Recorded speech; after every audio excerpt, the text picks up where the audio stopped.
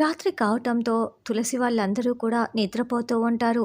ఇక తులసి ఖుషి పాపని ఒడిలో పడుకోపెట్టుకొని తులసి కూర్చొని తూగుతూ నిద్రపోతూ ఉంటుంది. సిద్ధు మాత్రం నిద్ర పట్టక అటు ఇటు తిరుగుతూ ఇక అమ్మవారి దగ్గరికి వెళ్ళి మొక్కుకుంటూ ఉంటారు.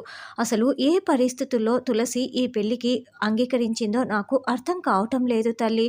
ఇప్పుడు ఆ నరేష్ వర్సెస్ ఆ దొరబాబుని తులసి పెళ్లి చేసుకుంటే తులసి జీవితం నాశనం అయిపోతుంది. నేను ఎంత చెప్పినా ఈ పెళ్లి చేసుకొనే తీరుతానని తులసి కూడా మొండిగా నాతో చెప్తోంది. ఇలా తులసి పెళ్లి ఆ దొరబాబుతో జరుగుతూ ఉంటే నేను చూస్తూ ఊరుకోలేను.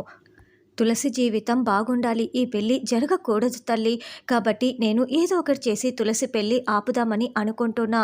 కాబట్టి నేను తులసి మెడలో తాళి కట్టాలనుకుంటున్నాను.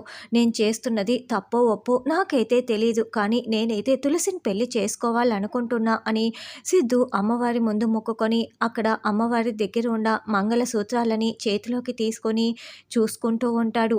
ఇప్పుడే వెళ్ళి తులసి మెడలో నేను తాళి కట్టేస్తాను.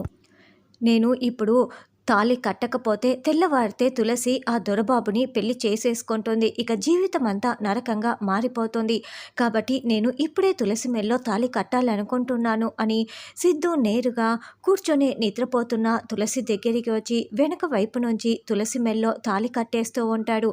అలా తులసికి తెలియకుండానే తులసి నిద్రపోతూ ఉంటే సిద్ధు తాళి కట్టేస్తాడు. తులసి, ఇలా నీకు తెలియకుండా నీ మెడలో తాళి కట్టడం తప్పే.